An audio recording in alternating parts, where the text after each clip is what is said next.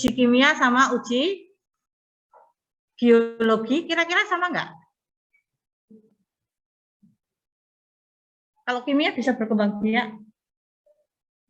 Enggak kan? Maka dia akan berbeda. Nanti botolnya beda. Ya, uji kimia biasanya boleh kok pakai botol aqua atau oksigen gitu kan, tergantung nanti yang labnya itu biasanya ngasih tahu, oh kita butuhnya banyak nih, kita boleh pakai oksigen boleh. Tapi kalau biologi itu pakai botol yang gelap, itu biasanya lumayan mahal. Kalau zaman saya kuliah dulu, saya ke lab BTKL di Jogja itu dipinjemin. Karena saudara bisa bayangin ya, kita masukin botol-botol, saya nge-lab mikroplastik kan pakai botol-botol kaca. Harganya lumayan sih. Kalau dikalikan kan jadi lumayan. Pakai apa itu namanya? Cawan metri itu apa? Nah, cawan yang bulat-bulat dua itu ya, ada tutupnya. Satu set oke lah, murah 11.000 misalnya. Tapi kalau kalikan 40 jadinya kan nangis kan. Misalnya gitu, karena nggak dikembalikan gitu. Saya masukkan kan ke lab Undip misalnya untuk analisis polimer namanya FTIR gitu kan, yang nggak dikembalikan gitu loh. Jadi kan saya kalau mau masukin beli lagi kan lumayan hanya untuk tempatnya gitu. Kalau dulu mahasiswa ini enak, pas ke BTKL saya untuk yang biologi dipinjemi, botolnya coklat gitu kan. Sekarang kalau beli mungkin 40.000. Botol apa rating deng gitu-gitu coklat ya. Nah, itu bisa dicuci gitu kan. Nah, tapi bukan standar kimia sih, cuma kan boleh yang agak gede lagi. Itu botolnya yang gede, bulat coklat itu loh. Itu lebih mahal daripada yang bening. Ya. Lalu setelah tahu kita mau ngapain, kita kan harus untuk alat pengambilan sampel yang sesuai dan sesuai standar atau peraturan tertentu. Yang baru datang langsung presensi ya. Lalu menentukan metode analisis, pemilihan teknik sampling, penentuan jumlah, volume, dan jenis wadah sampel, ini standarnya. Menentukan waktu, lokasi sampling, dan jenis sampel. Menentukan frekuensi, menyiapkan dokumentasi, pengamanan sampel. Ini ada pengemasan, penyegelan, wadah, dan penyimpanan selama di lab. Jadi, menentukan waktu itu penting. Dulu zaman saya S1 itu kan saya penelitian terkait intrusi air laut di Bantul. Ya, untungnya modelnya itu kan mirip sama Semarang ya, malah lebih jauh sana ya, ke pantainya gitu. Kalau kita ke pantai misalnya Marina, pernah ke pantai Marina? Nah, indah sekali kan? Oh, udah lumayan loh, lumayan ada pantai di Semarang itu ya. Yang belum pernah ke Semarang nggak tahu ya. Saya pernah barengan mungkin mahasiswa ya, mungkin mahasiswa dari luar Jawa. Ini pantainya katanya saya dengar. Kalau dari yang pantai selatan masih heran ya. Kalau pantai utara memang semuanya seperti itu, ya. Kalau yang dari selatan kok pantainya kok budak gitu ya misalnya. Ya. Tapi lumayan loh, itu tetap ramai yang datang ke sana ya. Termasuk saya kalau bawa anak saya batuk pilek itu saya bawa ke pantai. Nah itu waktu itu saya ke Bantul. Ngambil sampel ke Bantul kan dari Jogja kan lumayan hampir sejam ya. Saya hanya bisa 2-3 sampel karena apa? Karena harus segera saya bawa ke lab. Kan 6 jam maksimal ya. Tergantung kalau sampel biologi bahkan 4 jam. Jadi harus lebih cepat, gerak cepat. Kalau enggak dimasukin dalam es. Jadi ada ya box pendingin, kasih es batu ya. Itu ya minimalis ya, minimalis karena mahasiswa ya. Jadi harus ada pengamanannya. Persiapannya personil ya, peralatan, prosedur, bahan pengawet itu bisa campuran kimia. Dokumentasi dan rekaman lapangan. Alat pengambilan contoh harus memenuhi persyaratan, misalnya terbuat dari bahan yang tidak mempengaruhi sifat contoh wadah sampel air. Terbuat dari gelas PE, PP, PTPE, polietilen, polipropilen yang anti HPA. Gitu. Sekarang kan gitu ya, jadi dia tidak ada peluruhan plastiknya. Kalau saya karena penelitiannya mikroplastik, yaitu pakainya kaca. Karena kalau tetap meskipun dia PP, tetap dikhawatirkan ada kontaminasi gitu ya. dapat ditutup kuat, bebas dari kontaminan, tidak mudah pecah, dan tidak berinteraksi dengan sampel air sebelumnya. Mudah dicuci dari bekas contoh sebelumnya. Contoh mudah dipindahkan ke dalam wadah penampung tanpa ada sisa bahan tersuspensi di dalamnya. Maksudnya ketika kita ngambil sampel air pakai ember gitu kan, terus nggak boleh lah sampai dasar karena nanti bisa kena ke sedimen yang ada di dasar sumur. Itu kan nanti bisa berpengaruh kan, harusnya dia TDS-nya kecil, gara-gara saudara ngambilnya sampai ke dasar, TDS-nya jadi besar. Jadi yang kita ambilkan airnya, ya kan, air ketika dalam kondisi stabil. Dia kalau jernih kan, kalau terkena sedimen dari bawah bisa jadi keruh kan. Nah ini jadi harus hati-hatinya seperti itu. Mudah dan aman dibawa, kapasitas alat tergantung dari tujuan pengujian. Nah ini contoh sederhananya ya.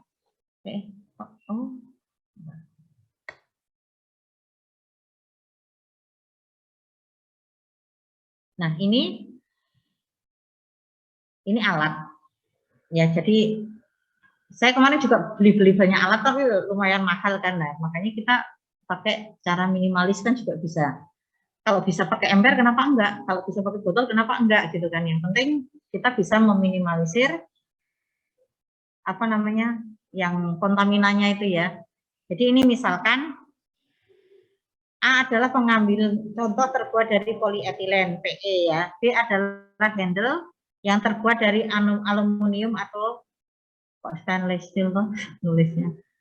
Ya, jadi dia ini tidak akan memberikan kontaminan. Kalau besi itu kan bisa mempengaruhi itu ya, kalau dia karatan atau apa itu bisa mempengaruhi kondisi kimianya. Ini bisa untuk sumur-sumur yang tidak terlalu dalam, tergantung pada panjang tangkainya ini ya. Nah, ini juga bisa untuk permukaan. Kenapa nggak ngambilnya pinggir sini tuh kalau jongkok misalnya gitu ya? Kira-kira kenapa? Kenapa nggak ngambil pinggir sini tapi agak jauh?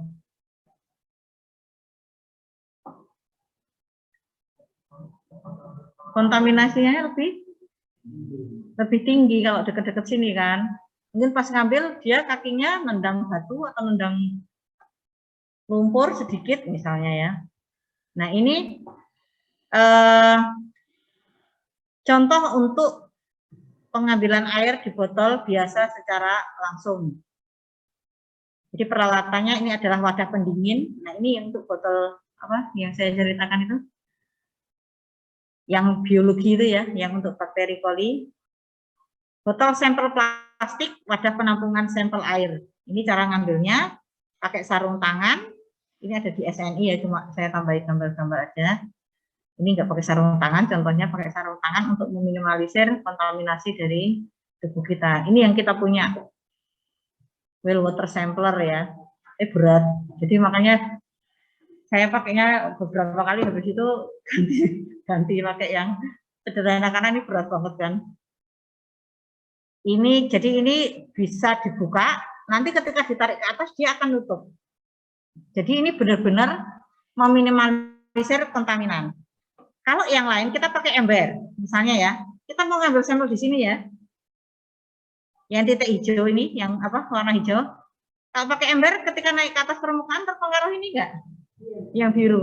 Iya, karena dia terbuka kan. Tetapi kalau pakai ini, ambil di sini, ini langsung tutup ya, nanti berarti kan sampel pada kedalaman sekian. Jadi ketika diangkat ke permukaan, itu tidak terkontaminasi dari yang warna biru ini. Jadi lebih meminimalisir. Ya. Jadi ini namanya well water sampler, ini bisa sampai bermeter-meter ya. Jadi saya ngakalinya, itu kan ada alat standar. Saya belinya di yang miring-miring gitu harganya. Jadi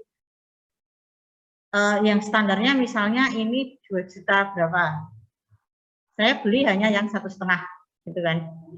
cari yang jadi tidak bermerek ya, karena juga tidak terlalu berpengaruh sebenarnya dan akan mempengaruhi kantong ya, yang terutama ya. Alat pengambilan contoh pada kedalaman tertentu. Jadi untuk ini Van Don horizontal ini mengambil sampel air pada kedalaman tertentu secara horizontal. Kalau ini Kemmerer ini dia secara vertikal. Untuk bidang-bidang yang kita tidak tahu itu kadang alatnya itu sederhana tapi mahal banget ya. Seperti contoh ada yang namanya plankton net. Plankton net itu kan untuk nyaring mikroplastik. Nah itu saudara tahu kalau barista. Nah barista itu kan kadang pakai penyaring kopi. Itu kan lumayan harganya. Tapi untuk plankton net itu dia lebih kecil lagi. Anunya apanya? Pori-porinya. Jadi tergantung pada yang akan saudara teliti itu besarnya dari berapa ke berapa.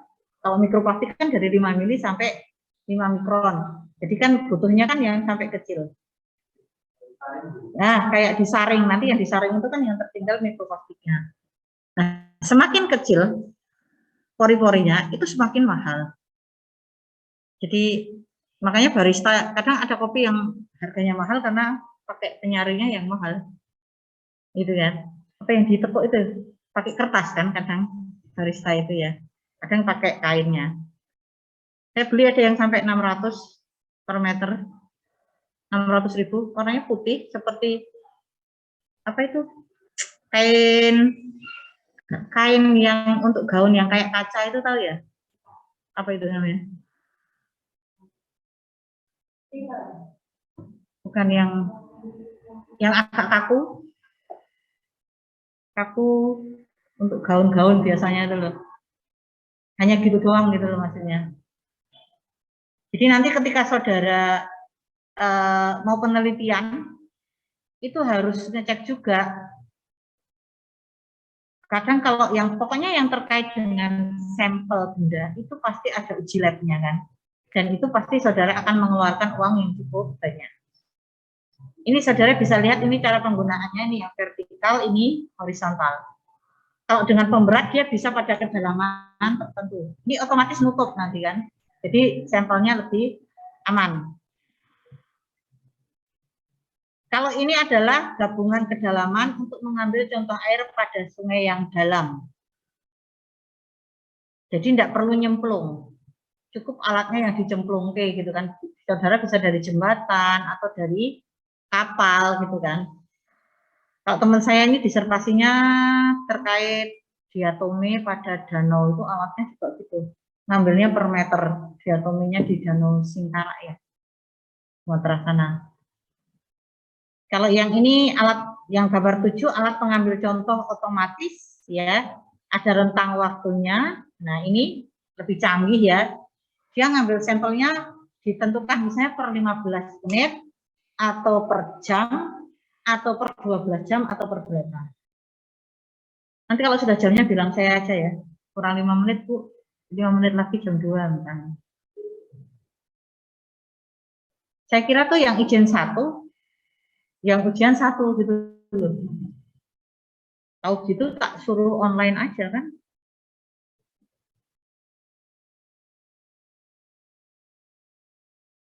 Ujian apa ya?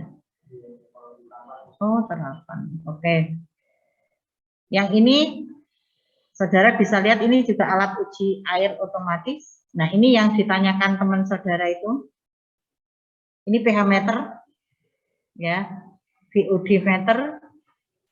Ini yang dipakai biasanya yang steril dari cahaya ya kalau untuk biologi. Botol DO untuk uji parameter DO. Jadi ini kan terkait sama oksigen ya. Oksigen itu ngukurnya itu kan oksigen demand itu yang dibutuhkan oleh organisme pada air wilayah yang tercemar tersebut gitu. Makanya diuji. Botol mikrobiologi ini botol gelap steril untuk uji parameter mikrobiologi. Ini DO meter, ya ini TDS meter total dissolved solid. Ini pH meter, ini BOD meter. Jadi ada banyak alat tes kitnya gitu ya. lebih simpel-simpel sekarang. Cuma ketika ada yang bilang, Bu, kalau saya beli alat pH meter, TDS meter, boleh enggak? Saya bilang enggak boleh. Kenapa kira-kira? Kalau saudara beli sendiri, kenapa enggak boleh? Bukan jarang pakai. Tahu kalibrasi? Alat itu terkalibrasi enggak? Siapa yang mengkalibrasi? Siapa yang bisa menjamin misalnya ya? Ada sertifikatnya enggak kalibrasinya? Kalau kita ke lab itu kan biasanya kalau dia sudah mau mengeluarkan, maka lab itu sudah tersertifikasi kan? Nah, kalau kita sendiri, maka data kita belum tentu tersertifikasi. Data kita berarti apa istilahnya? Kebenaran data kita itu bisa diragukan. Iya kan? Misalnya kalian pernah pakai timbangan beras? Oke, pakai timbangan beras, nimbanglah berat badan. Ketemunya berapa? Kan sampai seton bisa dia kan? Bisa nggak sampai koma-komanya? Hah? Timbangan beras kan nggak sih? Yang geser grek-grek gitu loh. Kan nggak bisa itu. Terus nanti saudara pakai timbangan yang biasa itu, yang pakai jarum, ya kan? Yang pakai jarum maka hanya bisa apa namanya, sampai kita kira-kira deh 4 atau 5-nya ya kan, komanya kan gitu. Yang apa namanya, yang lebih valid lagi yang apa, digital ya kan, sampai koma-koma.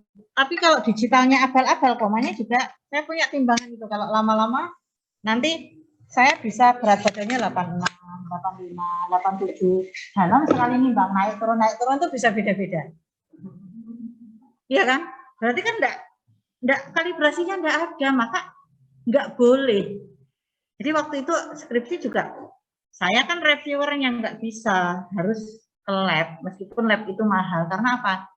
Kalau penelitian, kalau hanya latihan mungkin oke, silahkan, ya kan? Pakailah gitu loh. Tapi alat itu harus sudah terkalibrasi, misalnya dikalibrasikan kemana, atau ambil beberapa data, terus diujikan, kalau ketemunya sama kan berarti datanya terkalibrasi kan gitu kan. Tapi kalau dengan PD-nya alat itu sudah bertahun-tahun tidak dipakai karena pandemi, langsung dipakai, belum tentu hasilnya benar. Kalau untuk latihan nggak apa-apa kan. Tetapi kenapa kalau untuk penelitian tidak boleh? Karena data kita bisa saja nantinya akan digunakan untuk menentukan kebijakan. Ya, kayak Indonesia ini. Sekarang tes PCR sudah tidak wajib, antigen tidak wajib, kasus Indonesia turun drastis. Ya iyalah, sopo sing gelem tes. Iya kan? Saya serumah ketahuan positif gara-gara tes. Suami saya mau berangkat ke Jakarta, biasanya selama 2 tahun itu naik mobil nyetir sendiri, Jakarta Semarang kan, seminggu sekali gitu. Tapi kan terus pas kondisi capek karena habis, anak saya kan di pondok di Kota Batu kan, di pesantren, jemput antar apa nengok terus pulang gitu kan capek. Jadi sudah diniati mau naik kereta dari Jakarta, nggak negatif ya kan. Begitu mau berangkat lagi dari Semarang kok positif, padahal nggak terlalu bergejala, habis booster gitu ya. Boosternya Sabtu, positifnya Minggu. Tapi bukan gara-gara booster. Kenapa? Karena anak saya yang nganter akhirnya kita sekalian positif. Terus saya serumah PCR positif gitu kan. Tapi gejalanya mungkin kayak kamu kok Mas. Ya, gejalanya ringan, alhamdulillah. Cuma saya nggak nyepelein karena kakak ipar saya meninggal dulu karena COVID tahun 2020 gitu. Gejalanya juga nggak apa-apa, tapi tahu-tahu masuk ventilator. Udah gitu. Jadi apa namanya, ketika akan dibuat kebijakan, Indonesia sudah bebas COVID, nanti tahu-tahu kasusnya bisa naik lagi, ya kan? Kalau ditetapkan, sudah, pokoknya bebas lepas seperti merpati lah, gitu kan? Kan itu dijadikan kebijakan kan? Kasus positif di Indonesia turun. Kecuali begini, tiap bulan tesnya tetap 100, 100, 100. Samplingnya itu 100, 100, 100. Penentuan sampel kan juga nggak sembarangan. Di sampling misalnya yang menggunakan transportasi umum, pesawat 100, kereta api 100, ya kan, terus yang ke mall 100, itu monoton terus. Tapi dari lokasi sampel-sampel yang beda-beda. Ketika ketemunya selalu, misalnya dulu 50% positif, terus sekarang 30, terus akhirnya sekarang 10. Itu datanya agak valid, ya kan, bisa lebih valid kan. Tapi kalau nggak pernah dites, sing seko 1000, ya kan, karena 1000 ini yang 700 harus menggunakan kereta api dan pesawat. Maka otomatis ketika dia naik, dia harus tes kan. Tapi ketika yang 700 ini tidak wajib lagi, mau mereka tes? Nggak mau lah. Buang-buang uang lah sama dicolok-colok, emang enak. Ya kan? Kalau sekarang kan antigen 50 kalau di kereta langsung. Kalau di luar kan 100. Terus saya PCR kemarin itu kan berapa? 350 ya. 350 PCR untuk 3 hari itu biasanya. Siapa yang mau? Maka kasus di Indonesia turun itu bukan karena datanya valid, tapi karena nggak dites. Itu dulu Anies Baswedan, saya bukan pendukung Anies, bukan pendukung Jokowi, orang milih kan, misalnya orang milih Anies kan kita, tapi kan dia pakai data. Pas awal-awal terus yang di apa? Yang dihujat, tahu ceritanya? Ada yang tahu ceritanya nggak? Anies itu menyatakan tingkat kematian di Jakarta tidak wajar. Biasanya itu, misalnya saya angkanya yang saya tidak ingat lagi ya. Biasanya tiap bulan itu 20. Tiba-tiba menjadi 170. Bahkan mencapai kematian dalam beberapa bulan itu mencapai 2000 yang melebihi kematian dalam 1 tahun biasanya. Itu kan pakai data kan dari Dinas Pemakaman ya. Ini Jakarta harus biasanya itu yang meninggal 200, saya kira di 2000, nggak normal kan? Tapi waktu itu kan wah itu melebih-lebihkan bla bla bla, pakai data loh itu. Apalagi nggak pakai data saat ini, datanya yang tidak valid tadi sampelnya. Nah ini makanya kenapa tidak boleh menggunakan alat yang kita beli sendiri. Kecuali untuk ngambil sampel, monggo. Ngambil sampel beda ya dengan untuk analisis. Paham kan? Analisis kan ada SOP-nya, ya. Ngambil sampel sebenarnya ada SOP-nya, tapi kan lebih sederhana, tetap lebih bisa diminimalisir gitu loh kesalahannya. Ini pengujian senyawa organik mudah menguap untuk di udara gitu ya. Gelasnya dicuci, dibilas dengan metanol, terus dikeringkan, ya, baru nanti digunakan untuk analisa. Jadi masing-masing ini berbeda. Jadi saudara bisa lihat yang ini ya, nanti bisa dibaca sendiri. Jadi ada yang contoh sesaat, bisa dengan grab sampel ya. Ini sampel dipakai pada sumber air alamiah tetapi tidak mewakili keadaan air buangan atau sumber air yang banyak dipengaruhi oleh bahan buangan. Jadi hanya pada satu waktu. Maka sebenarnya data yang diambil pada jam 9, ya kan, hari Selasa, itu ya hanya mewakili pada saat tersebut. Kecuali saudara ambil secara rutin selama beberapa hari. Itu kan bisa dilihat tren, ya kan? Oh, trennya itu di sini akan terjadi peningkatan pada akhir bulan misalnya. Itu kalau saudara mengamati selama beberapa bulan. Atau akan terjadi pemanfaatan air pada jam 12 siang. dan turun lagi pada jam 3 sore. Itu kalau saudara mengamati secara 24 jam. Jadi tren ya, yang dibicarakan adalah tren sebenarnya. Jadi kalau data 111 seperti yang kita biasanya ambil, itu sebenarnya adalah sesaat saja. Contoh gabungan waktu, bila suatu sumber atau air buangan mempunyai karakteristik yang banyak berubah. Jangka waktu pengambilan sampel air 5 menit sampai 1 jam. Umumnya periode pengambilan sampel 24 jam. Jadi mau milih yang sesaat, gabungan waktu, gabungan tempat yang berbeda gitu ya.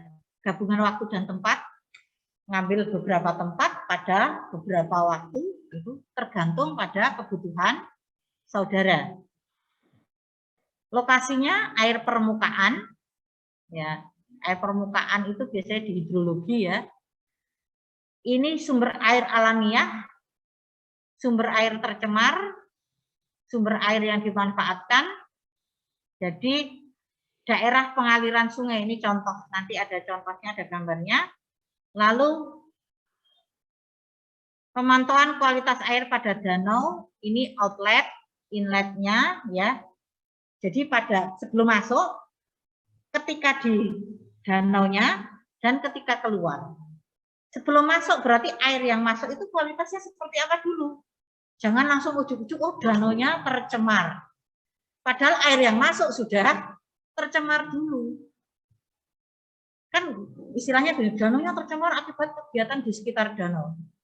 Misalnya kita bilang, contohnya apa nih? Nitritnya ini 100 pas masuk. Di sini hanya 101, berarti kan pengaruhnya kecil. Keluar juga 101, berarti dari awal masuk, nitritnya itu sudah cukup banyak. Kecuali awal masuk 10, nah di danau ini 110, di outlet ya meningkat sedikit, 120 misalnya. Berarti kan ada pengaruhnya. Bisa dipahami ya. Jadi tidak di satu titik gitu loh, tapi sebelum di titik yang dicurigai sebagai pusatnya, baru di luar itu. Kalau di luar itu jauh, bukan outlet, dia bisa rendah lagi. Berarti titik pencemarannya itu di yang dicurigai tadi. Jadi ini saudara bisa lihat, misalnya kita mau melihat industri, ya di sini kan ada industri. Maka ambilnya di 1.1, itu dari pertemuan sungai-sungai, ya kan? Biasanya kalau sungainya banyak ya diambil lagi di sungai-sungai masing-masing sungai tambah 3 sampel tadi. Lalu titik 1 itu untuk untuk masuk ke jalur perkotaan. Titik 2 itu sebelumnya, nanti titik 4 itu setelah dari perkotaan, itu kualitasnya seperti apa. Nanti ketika 3 itu kan masih 1 jalur sama 4 itu. Baru nanti 4 dan 5 untuk mengetahui dampak dari industri. Kalau sampel 4 dan 3 itu dari perkotaan, ya kan? Kalau sampel 4 dan 5 itu dari industri. Jadi bisa dilihat trennya, apakah meningkat? Meningkatnya berapa? Jadi tidak boleh menuduh, oh ini gara-gara industri. Lihat dulu sebelum masuk ke industri itu berapa. Nah ini adalah yang kemarin sudah kita bahas. Air limbah. Air limbah itu boleh dilepaskan ke perairan kalau sudah memenuhi baku mutu air limbah. Seperti yang kemarin itu ya, yang penyamaan berapa, minyak berapa misalnya ya, baru ini boleh dilepaskan. Jadi IPAL itu biasanya gabungan untuk beberapa industri. Ini prosedurnya nanti juga bisa saudara baca. Nah, lokasi pemantauan air tanah ini bisa di sumur produksi, pump, sumur pemantauan, lalu sumur-sumur di kawasan industri, sumur observasi. Observasi itu memang dibuat untuk pengamatan. Kalau sumur produksi untuk dikonsumsi, jadi beda. Ya, kalau tidak ada sumur observasi, ya terpaksa kita pakai sumur produksi. Observasi observasi itu misalnya ini sumber produksinya, ini observasi, ini diambil terus-menerus lah, ini mengalami penurunan seberapa, ini bisa untuk pencatatan. Jadi yang dipasangi alat tuh yang di observasinya itu. Ini ya.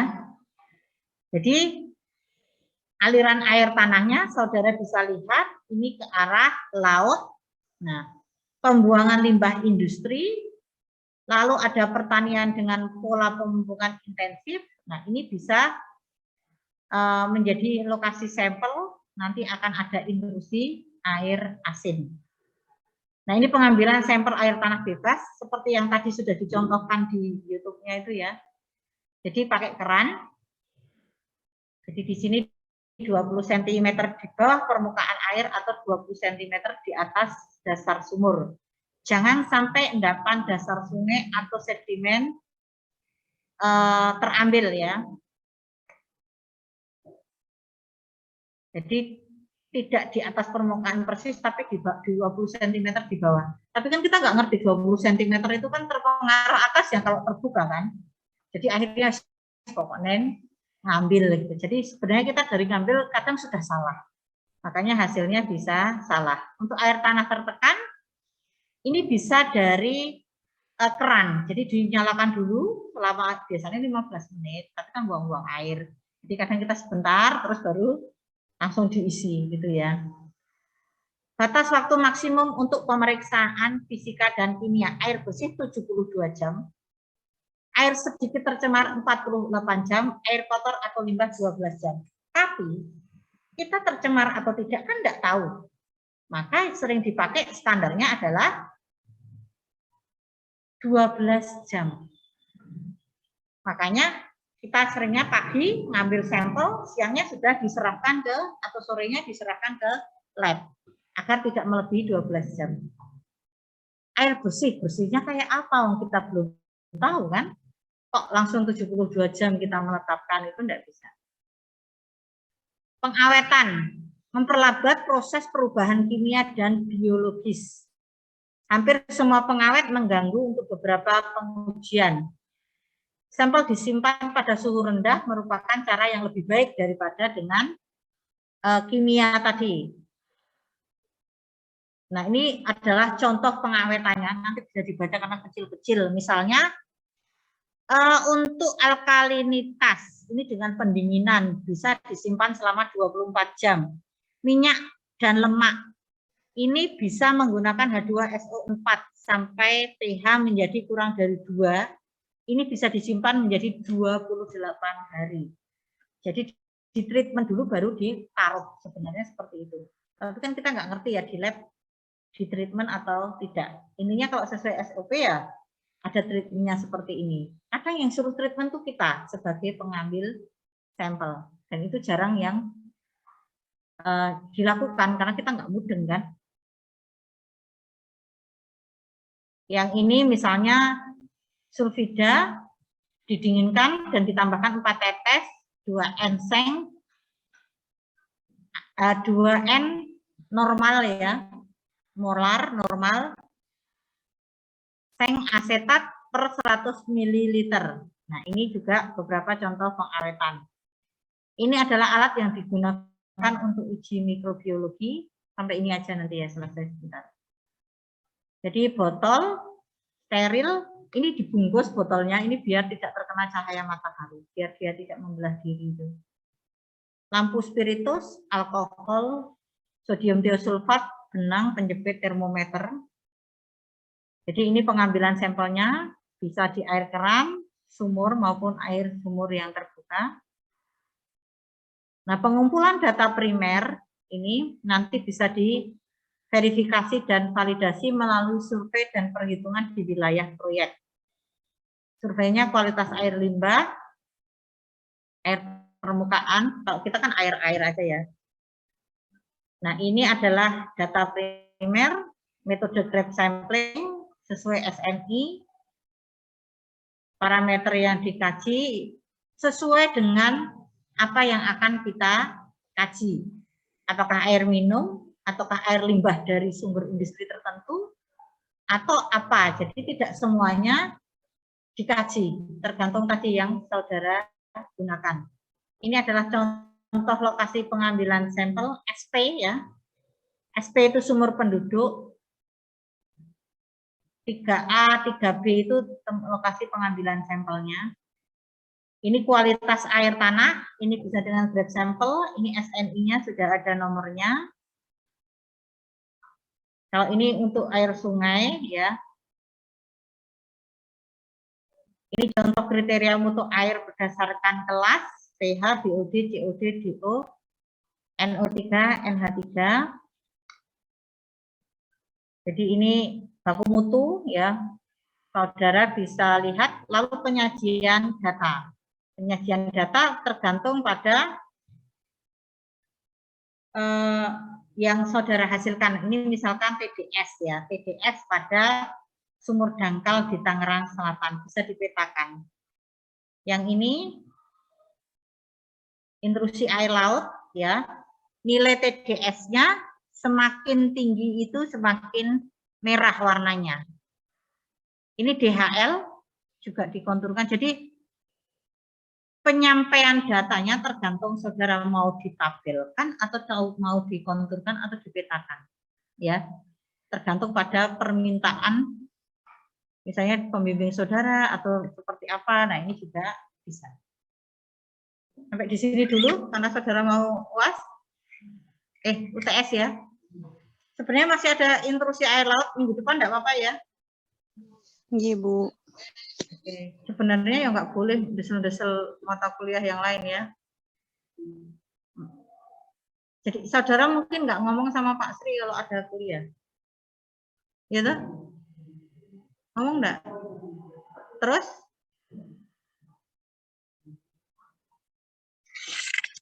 Berarti kan desel mata kuliah yang lain. Tapi enggak apa-apa.